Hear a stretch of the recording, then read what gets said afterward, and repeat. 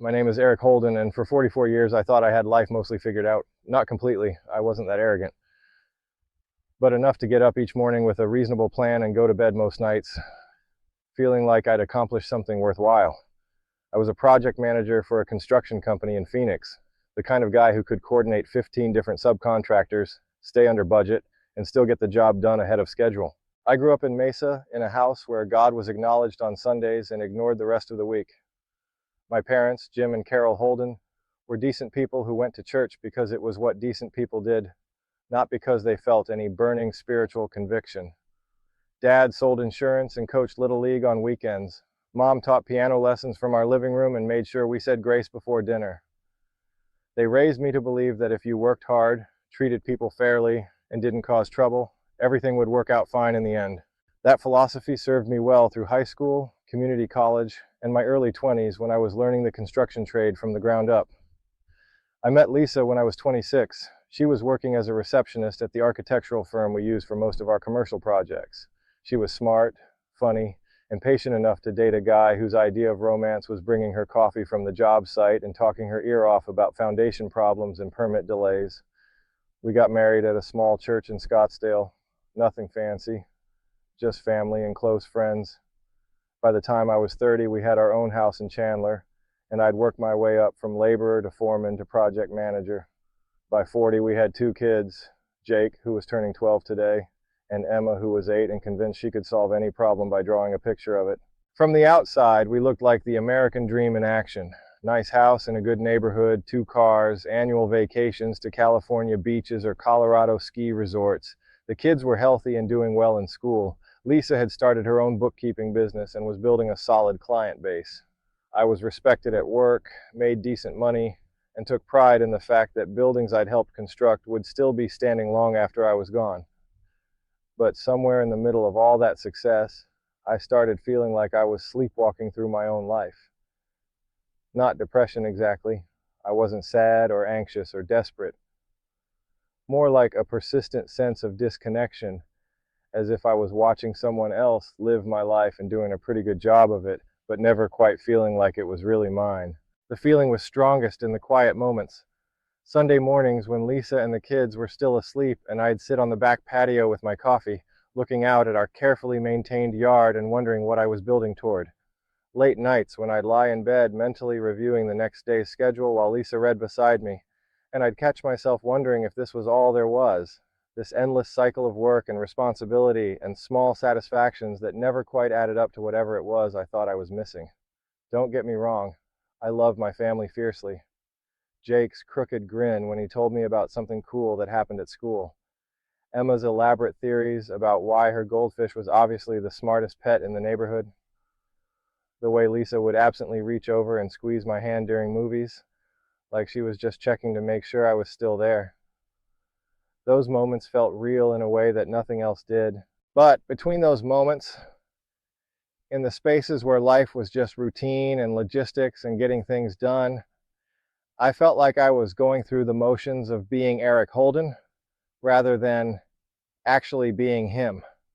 Like I was a pretty good actor playing a role I'd never quite memorized. My colleagues would joke about midlife crises, about guys our age buying motorcycles, or suddenly taking up rock climbing, or having affairs with younger women.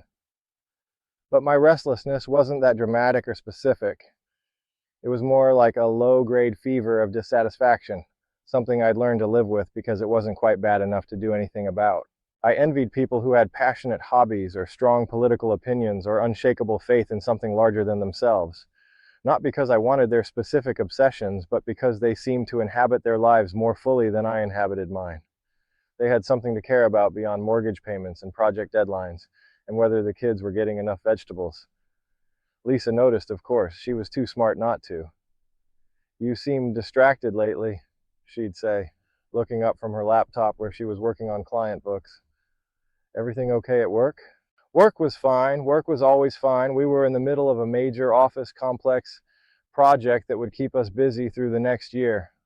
The challenges were interesting, the client was reasonable, and we were on track to come in under budget. It mattered in a practical sense. It paid for Jake's guitar lessons and Emma's art supplies, and our family's health insurance. But it didn't feel like it mattered, not in the way that Jake's laugh mattered when he got a joke, or the way Emma's bedtime questions about the universe mattered when she was trying to understand how big space really was. I suppose what I was experiencing was what philosophers might call existential drift, not depression or anxiety, but a sense of disconnection from the larger meaning of things. I had a good life by any reasonable measure, but I couldn't shake the feeling that I was living it at arm's length, like a spectator at my own existence. The irony wasn't lost on me. I'd spent my adult life building things, houses, office buildings, shopping centers, structures designed to last for decades, but I couldn't seem to build a sense of purpose that felt solid enough to stand on. I trusted in concrete and steel and proper engineering, but the thing I was missing, that sense of connection, of belonging to something larger than myself, couldn't be measured with a level or reinforced with rebar.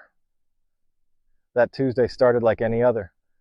Coffee with Lisa while she reviewed client files, breakfast with the kids while they argued over who got the last of the good cereal, the usual commute across Phoenix to the job site where we were putting the finishing touches on a 12-story office building. I spent the morning coordinating with the electrical crew, had lunch with the site supervisor while we reviewed the punch list, spent the afternoon dealing with a minor crisis involving the elevator installation. At 4:30, I realized with a jolt of guilt that I'd forgotten to pick up Jake's birthday present. The party was at 6, and I'd promised him, actually promised, looking him in the eye and shaking his hand like a business deal, that this year I wouldn't be late, wouldn't get caught up in work emergencies, wouldn't miss another important moment, because I was too distracted by deadlines and schedules. I left the site early and drove across town to the music store where I'd put a beginner's acoustic guitar on layaway 3 weeks earlier. Jake had been talking about wanting to learn, and I'd impulsively decided this would be the year I got him something meaningful instead of just another video game or sports equipment, something that might spark a passion, give him something to care about, the way I'd never quite learned to care about anything. The traffic was typical Phoenix rush hour hell, and as I sat at the intersection of Camelback and 44th Street, watching the minutes tick by on my dashboard clock, I felt that familiar surge of frustration with the endless logistics of daily life. Nothing dramatic, nothing that couldn't be handled, just the constant stream of small complications that seemed to define existence as a responsible adult. Jake's gift was wrapped and sitting in the passenger seat, and I found myself actually excited about giving it to him, about seeing his face when he realized what it was. Maybe this would be the thing that brought us closer together, gave us something to talk about besides homework and chores and whether he'd cleaned his room. The light turned green and I accelerated into the intersection, already mentally rehearsing my apology to Lisa for cutting it close again. I was thinking about Jake's party, about whether we had enough ice cream, about the client meeting scheduled for tomorrow morning. I never saw the red sedan that ran the light from my left until it was too late to do anything but watch it happen. The truth about fatherhood is that it's the one job you can't quit, can't transfer, and can't really prepare for. I learned this the hard way, one missed moment at a time. I wasn't supposed to be the kind of father who chose work over family. Growing up in a house where my dad was either physically absent or emotionally unavailable, I'd made all the usual promises to myself about being different. I was going to be present, engaged, the father I'd always wished I'd had, but somewhere between good intentions and daily reality, I'd become exactly what I'd sworn I wouldn't be. The irony wasn't lost on me, even as I was living it. My own father, Pete Holden, had been a traveling salesman who was home maybe 10 days a month throughout my childhood. When he was around, he spent most of his time in his home office, catching up on paperwork or making calls to clients in different time zones. I grew up thinking fathers were people you saw at breakfast sometimes and who asked about your report card when they remembered you existed. My parents' marriage was a polite battlefield, full of conversations that stopped when I walked into the room and silences that stretched through entire dinners. They divorced when I was 15, and honestly, it was a relief. At least then the tension had a name and an end date. So when Jake was born 12 years ago, I'd held him in the hospital and made a solemn vow that I would be everything my father hadn't been: available, attentive, emotionally present. I would know my son's friends' names, his favorite subjects in school, his fears and dreams, and what made him laugh. For the first few years, I'd actually managed it. I took paternity leave, changed diapers, walked the floor with him when he was colicky. I was the dad at the playground, pushing swings and catching kids coming down slides. Lisa used to joke that I was more obsessed with Jake's development than she was, constantly reading parenting books and researching the best preschools. But as my career started demanding more time and mental energy, those good intentions got squeezed into smaller and smaller spaces. The promotion to project manager came with longer hours, more responsibility, clients who expected me to be available whenever they had questions or concerns. I told myself it was temporary, just until I got established in the new role, just until we finished this major project, just until we saved enough for a bigger house and a better school district. Lisa tried to bridge the gap, covering for my absences with explanations that sounded reasonable but felt hollow. Daddy's working hard so we can take that vacation to Disneyland. Daddy had to stay late, but he loves you very much. Daddy will read you a story tomorrow night for sure. Tomorrow night became next week, which became whenever I could find time, which became almost never. Jake stopped asking when I'd be home from work and started making his own bedtime routine. He'd show his drawings to Lisa, practice his multiplication tables with her, tell her about his day at school while I caught up on emails in my home office.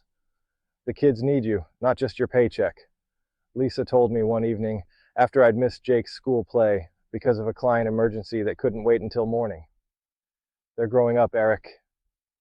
This time doesn't come back. I knew she was right, but I also knew that the construction business didn't pause for family convenience. Deadlines were deadlines, clients were clients, and if I wanted to keep advancing in my career, I had to be the guy who could be counted on to handle whatever crisis came up. I told myself I was building something for my family's future, creating the financial security I'd never had as a kid. What I was actually building was distance. Jake learned to stop expecting me at his soccer games, his school concerts, his birthday parties that started on time instead of whenever I could get away from work. Emma, who was too young to remember when I'd been more available, grew up thinking fathers were people who lived in the same house but operated on completely different schedules from everyone else. The worst part wasn't the big moments I missed, though there were plenty of those. It was the 1,000 small opportunities for connection that I let slip by because I was distracted, tired, or mentally still at the job site. Jake would try to tell me about something that happened at school, and I'd respond with automatic uh-huhs while reviewing project schedules on my phone. Emma would ask me to help with a puzzle, and I'd suggest she ask Mommy because I needed to return some calls. I became an expert at being physically present but emotionally absent, going through the motions of family life without actually participating in it. Sunday morning pancakes where I ate while reading work emails, family movie nights where I fell asleep on the couch halfway through, bedtime stories that I rushed through so I could get back to whatever project was consuming my attention. You're here, but you're not here, Lisa said during one of our increasingly frequent late-night conversations about the state of our marriage. The kids can feel it. I can feel it. It's like you're always calculating something else, always solving some problem we can't see. She was right, of course.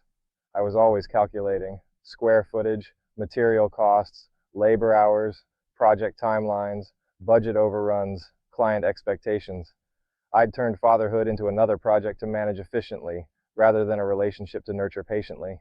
The day of Jake's 12th birthday party started with the best of intentions. I'd blocked the afternoon off my calendar weeks in advance, confirmed with Lisa that everything was ready, even picked out his gift myself, instead of asking her to handle it. The acoustic guitar had been my idea, something that might give us a shared interest, something I could teach him since I'd played a little in college. But then the elevator installation hit a snag that required immediate attention, and the electrical inspector found a code violation that needed to be corrected before we could pass the next phase of inspection, and the client called 3 times with questions that couldn't wait until tomorrow. By 4:30, I was racing across town with Jake's wrapped guitar on the passenger seat, promising myself and whatever higher power might be listening that I wouldn't be late this time. This would be the birthday party where I was actually present, actually engaged, actually the father I'd always meant to be. The intersection of Camelback and 44th was backed up with the usual rush hour traffic, and I found myself checking my watch every few seconds, calculating whether I could still make it home by 6 if the light changed soon. The gift box slid forward slightly as I accelerated, and I reached over to steady it, thinking about Jake's face when he saw what it was. I was thinking about how proud he'd be to tell his friends that his dad had picked out his first guitar, how maybe this would be the thing that finally gave us something to talk about besides homework and chores. I was thinking about all the conversations we hadn't had, all the moments I'd missed, all the ways I'd failed to be the father I'd promised I would be. The light turned green, and I pressed the gas pedal with more force than necessary, eager to make up time, eager to get home before the guests arrived, eager to finally be the dad who showed up when he said he would. I never saw the sedan running the red light until it was already filling my windshield, too late for anything but the split-second realization that all my calculations and schedules and careful planning had just become irrelevant. The impact was instantaneous and absolute. Metal crushing metal with a sound like the world ending. Everything that wasn't bolted down became a projectile. My coffee cup, my phone, the carefully wrapped guitar that had been going to change everything between Jake and me. In the space between impact and unconsciousness, I had one clear thought. I was going to miss his birthday party after all. The moment after impact existed outside of time, like the pause between lightning and thunder stretched into infinity. When awareness returned, it came not as waking, but as a peculiar form of floating, not through water or air, but through something more fundamental, as if I was drifting upward through the substance of reality itself. I found myself hovering about 15 feet above the intersection, looking down at a scene that should have been urgent and chaotic but felt strangely muted, like watching a movie with the sound turned almost off.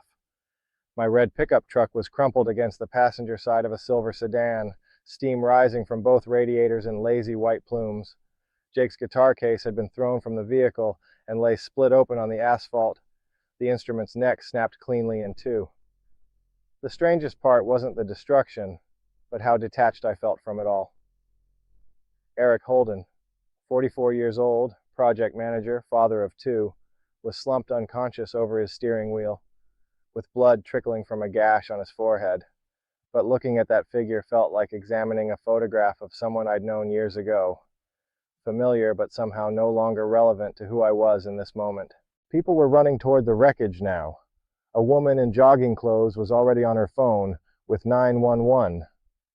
A man in a business suit had stopped his car and was checking on the other driver, a middle-aged woman who appeared to be conscious but shaken. Someone else was trying to get to me, but my truck's driver's side door was too damaged to open easily. I tried to call out, to let them know I was okay, that they didn't need to be so frantic about this Eric Holden person who was clearly in trouble. But I had no voice in this state, no way to affect the physical world I was observing. I was awareness without form, consciousness without the usual boundaries that separate self from everything else. The emergency responders arrived with impressive efficiency. An ambulance, 2 fire trucks, 3 police cars, all converging on the intersection with sirens and flashing lights that created a kaleidoscope of color on the wet pavement. I watched the paramedics work with the same detached interest I might have shown observing a construction crew at a job site. Professional, methodical, focused on solving the immediate problem. They extracted me from the truck using hydraulic tools that peeled back the metal like opening a can. My body was unresponsive as they checked for a pulse, tested my reflexes, immobilized my neck, and loaded me onto a gurney. One of the paramedics, a young man with careful hands, kept talking to my unconscious form as they worked. "Eric, can you hear me? We're getting you to the hospital. You're going to be okay." But I wasn't Eric anymore, not exactly. I was something else, something that contained Eric's memories and experiences, but wasn't limited by his physical form or the boundaries of his individual identity. I felt lighter than breath, more substantial than thought, existing in a space between definitions. The ambulance ride to Phoenix General took place in what felt like slow motion. Inside, I could see the paramedics continuing their work, monitoring vital signs, administering fluids, radioing ahead to the trauma team. My body's heart rate was erratic, blood pressure dropping, signs that would have terrified me an hour ago, but now seemed like distant concerns belonging to someone else's story. I followed them into the hospital, drifting alongside the gurney as they wheeled Eric Holden into a trauma room where a team of doctors and nurses took over. The lead physician, a woman with graying hair and intense focus, began directing the organized chaos of emergency medicine. Someone was cutting away my clothes. Someone else was preparing equipment I didn't recognize. The heart monitor showed an irregular rhythm that made several people exchange worried glances. "Possible internal bleeding," the doctor announced. "Let's get him to surgery." As they prepared to move my body again, I felt a gentle pull in a different direction, as if I was being invited to follow a current I hadn't noticed before. The harsh fluorescent lights of the trauma room began to soften and warm, the sharp edges of medical equipment becoming less defined, the urgent voices of the medical team fading into a whisper. I found myself in a space that defied every concept of place I'd ever understood. There was no floor, no ceiling, no walls, yet I stood perfectly stable in what could only be described as infinite gentle light. Not the blinding brightness of a searchlight, but something warm and alive, like being inside the glow of a perfect sunset that never faded. The silence here was complete, but not empty. It was full of presence, of waiting, of something about to be revealed. The air, if it could be called air, was perfectly warm, perfectly still, carrying the sense of absolute safety I remembered from early childhood, but had somehow forgotten how to find. And then I saw the child. He was standing maybe 20 feet away, a boy who appeared to be about 7 years old, wearing simple clothes that seemed to be made of the same soft light that filled this space. His face was familiar in a way that made my chest ache with recognition, though I couldn't immediately place where I knew him from. The child's eyes held no fear, no sadness, no reproach for all the ways I'd failed as a father and husband and human being. Instead, there was something that looked like infinite patience, as if he'd been waiting in this place for a very long time and was perfectly content to wait as long as necessary. I took a step toward him, and distance seemed to collapse without movement, bringing us closer without the usual mechanics of walking. "Who are you?" I found myself asking, though the words weren't spoken aloud, but somehow communicated directly from my consciousness to his. The boy smiled then, an expression of such pure joy that it illuminated the space around us even more brightly. When he spoke, his voice came from everywhere and nowhere, filling this realm of light with sound that was more like music than language. "Don't you remember?" he said. "I'm you. I'm who you were before you forgot how to play, before you forgot how to wonder, before you forgot that every moment is a gift to be received rather than a problem to be solved." Looking at him, I began to understand. This child was Eric Holden at 7, before the weight of responsibilities and disappointments had taught him to live defensively, before he'd learned to measure his worth through achievement and external validation. This was the part of me that had gotten buried under decades of trying to be productive, successful, reliable, the part that still believed in magic and possibility and the simple joy of being alive. "I've been waiting," the child continued, "waiting for you to remember what you knew before you learned to be afraid." In his presence, I felt something I hadn't experienced in decades, the complete absence of the need to be anywhere else, to be doing anything else, to be anyone else. For the first time in years, maybe decades, I was simply present, simply aware, simply at peace with exactly what was happening in this moment. The trauma room, the accident, the crisis of my physical body's survival, all of it felt like something happening in a distant movie. Important perhaps, but not urgent, not requiring my immediate attention. What mattered was this recognition, this remembering, this gradual awakening to something I'd always known, but had somehow forgotten how to see. The moment the child's hand touched mine, the space around us began to shimmer and transform. What had been infinite gentle light suddenly became alive with movement, with memories, with the raw substance of a life lived but not fully experienced. The air itself became a canvas on which 44 years of Eric Holden's existence began to unfold. But these weren't memories in the way I'd always understood them. Linear, narrative, safely contained in the past. These were lived experiences happening all at once, each carrying the full emotional weight of the moment when they first occurred. I was simultaneously the 44-year-old man, observing, and every age I had ever been, feeling everything I had ever felt with the clarity of absolute presence. I was 8 years old, sitting at the kitchen table doing homework while my parents fought in hushed, angry whispers in the next room. I felt again that child's desperate wish to be good enough, smart enough, quiet enough to make them stop hurting each other. The belief that if I could just be perfect, maybe Dad wouldn't leave, maybe Mom wouldn't cry herself to sleep, maybe our house could feel like the safe places I saw in movies and imagined other kids got to live in. I was 16, standing in the doorway of my father's empty office the day after he moved out, running my fingers over the indentations his pen had left in the desk blotter, breathing in the faint smell of his cologne that still lingered in the fabric of his desk chair. Feeling that terrible mix of relief that the fighting was over, and abandonment that cut deeper than I'd ever admitted to anyone, including myself. I was 26, holding newborn Jake in the hospital room, making that solemn vow to be everything my father hadn't been. But now I could feel the fear underneath that promise, the terrifying certainty that I had no idea how to be a father, that I would inevitably repeat the patterns I'd grown up with, that good intentions were no match for whatever damage lived in the DNA of our family line. Each scene carried multiple perspectives now. I felt my own emotions and simultaneously experienced how my choices had affected everyone around me. When Jake was 4 and wanted to show me a fort he'd built in the backyard, I felt his excitement and pride alongside my own impatience and distraction, as I'd barely glanced up from my laptop before suggesting he show Mom instead. I experienced Lisa's patient disappointment as she watched me miss another bedtime story, another school event, another opportunity to be present for the life we were supposedly building together. I felt her gradual resignation as she learned to manage the children's expectations around my availability, her quiet grief for the partnership she'd thought we were going to have. But most painful was feeling my own self-deception in each moment, the elaborate justifications I'd constructed to avoid facing the truth about what I was really doing. I'm working late for them. I'm building something for their future. They'll understand when they're older.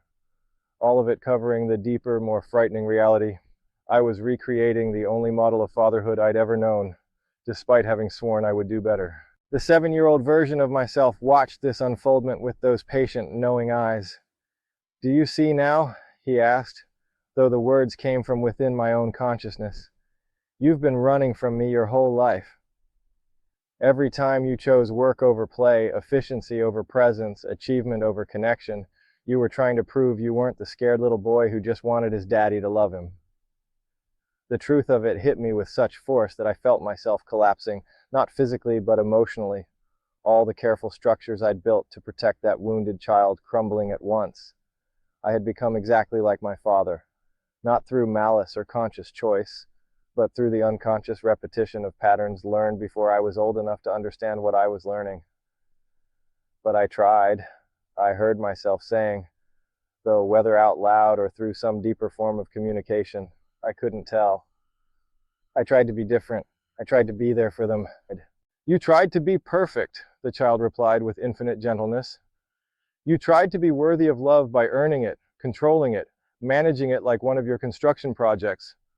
But love isn't something you achieve, Eric. It's something you are. It's what you've always been underneath all the trying." As he spoke, I began to feel something I hadn't experienced since early childhood. The simple, uncomplicated knowledge that I was loved not for what I accomplished or provided, but for the essential fact of my existence. Not because I was a good father or successful project manager or responsible husband, but because I was part of something infinitely precious that had nothing to do with performance or productivity. The child stepped closer, and I could see in his eyes all the dreams I'd abandoned, all the wonder I'd traded for security, all the joy I'd postponed in service of some imagined future when I would finally be successful enough to deserve happiness. But there was no judgment in his gaze, only invitation. "It's okay," he whispered, reaching up to touch my face with those small, warm hands. "You can stop trying so hard now. You can stop carrying me like a burden you're ashamed of. I was never broken. I was just waiting for you to remember how to play. And then something extraordinary happened. The space around us filled with a presence so vast and loving that my individual identity seemed to dissolve into it completely, not losing myself, but discovering that the self I'd been protecting so carefully was actually a tiny part of something infinitely larger and more wonderful than I'd ever imagined. The presence spoke without words, communicated without language, embraced without form.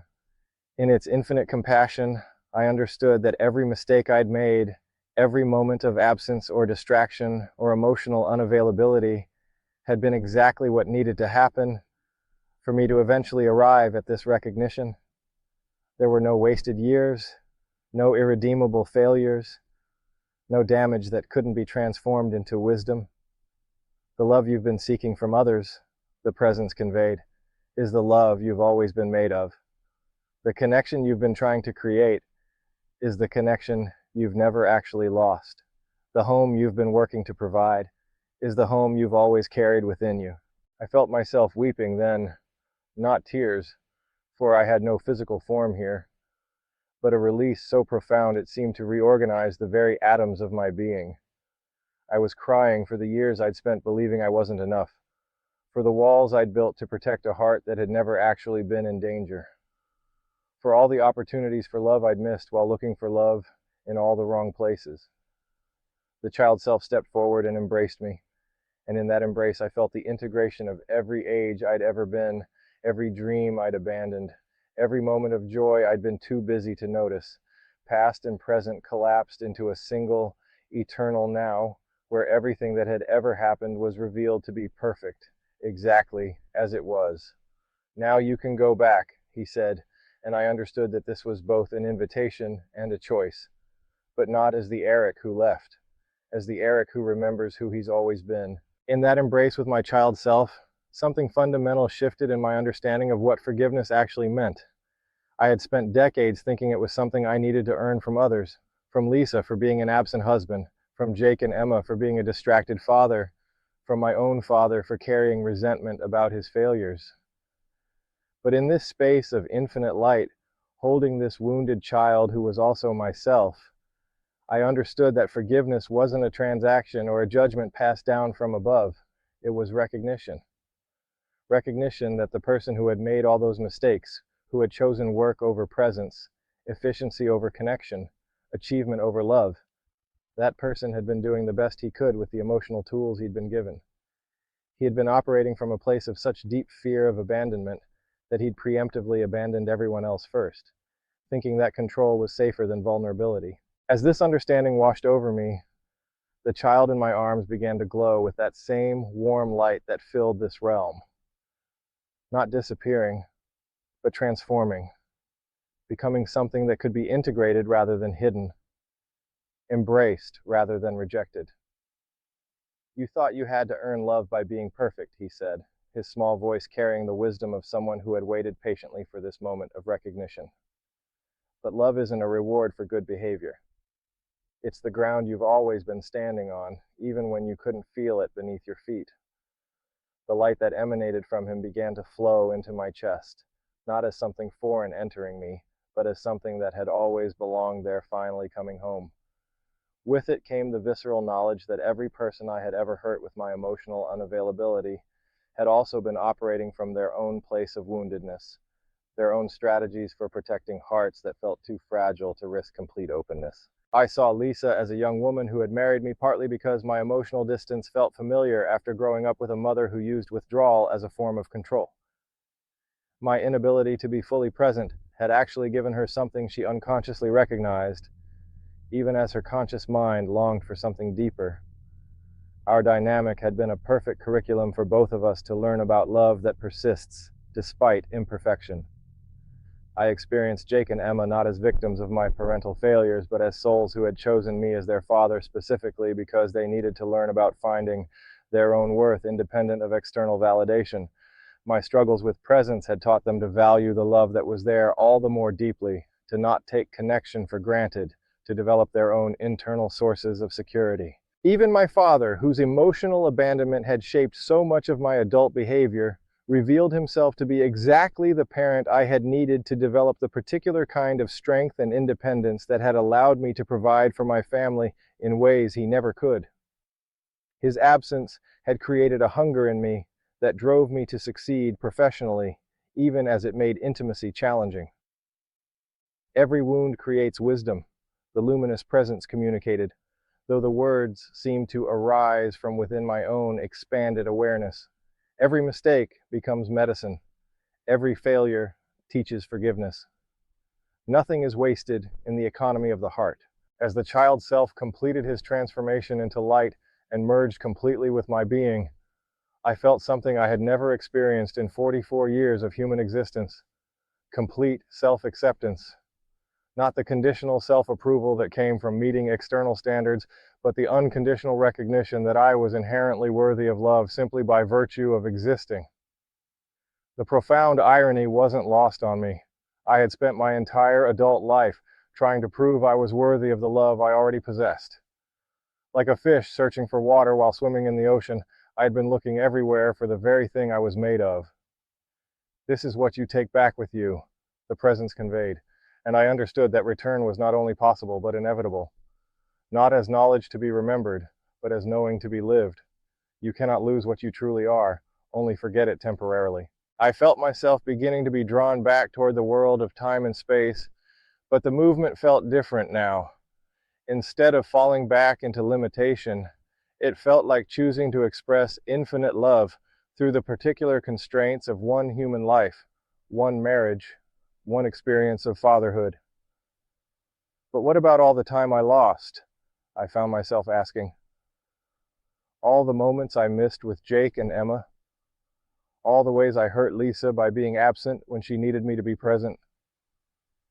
Time is not linear in love, came the reply.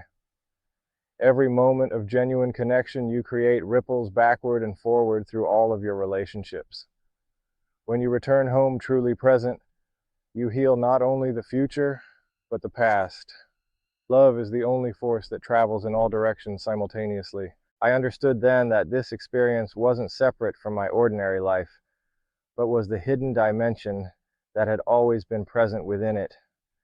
Every bedtime story I would read with complete attention, every conversation with Lisa where I listened with my whole being, every moment of play with the children. These would be expressions of what I was remembering here, ways of bringing this infinite love into finite form. The child self, now fully integrated as light within my heart, spoke one last time. You were never broken, Eric. You were just practicing being human. And humans learn love by temporarily forgetting it, so that remembering it can be the most beautiful discovery of all. As the luminous realm began to fade around me, I felt no sadness at leaving this place of perfect understanding. I was not losing something precious, but taking it with me, carrying it back into a world that was ready to be loved with the full force of a heart that had finally remembered what it was made for. The last thing I experienced before returning to my body was a sense of deep gratitude, not for being rescued or saved, but for being reminded of what had always been true. I was loved completely, not despite my imperfections, but including them, not after I fixed myself, but exactly as I was. And now it was time to go love my family the same way. You have to go back now. The voice came not as sound, but as knowing, gentle and absolute. You've embraced yourself. Now it's time to embrace others with that same unconditional love. The luminous space began to contract around me, not disappearing, but condensing, as if that infinite realm was being carefully folded and tucked into some part of my being where I could carry it back into the world. The transition felt like slowly surfacing from the deepest, most peaceful sleep of my life. The first sensation was weight, the oppressive heaviness of bones and flesh and organs all demanding attention after existing as pure consciousness. Then came the sounds, the steady beeping of monitors, the hiss of oxygen flowing through tubes, muffled conversations in the hallway outside. The antiseptic smell of hospital air replaced the sweet living fragrance of that other place. When I opened my eyes, the fluorescent lighting felt harsh after the warm, organic glow I'd been immersed in. Lisa was slumped in a chair beside my bed, her hand clutching mine, her face marked by hours of crying and waiting. Behind her, I could see Jake and Emma in the hallway, being comforted by someone who looked like Lisa's mother. Eric? Lisa's voice was hoarse from crying. Oh my God, Eric, can you hear me? I tried to speak, but my throat was raw from the ventilator they'd apparently had me on. Instead, I squeezed her hand and managed to whisper, I'm sorry for everything, and thank you. She started crying again, but this time the tears looked different, relief mixing with confusion, joy wrestling with exhaustion.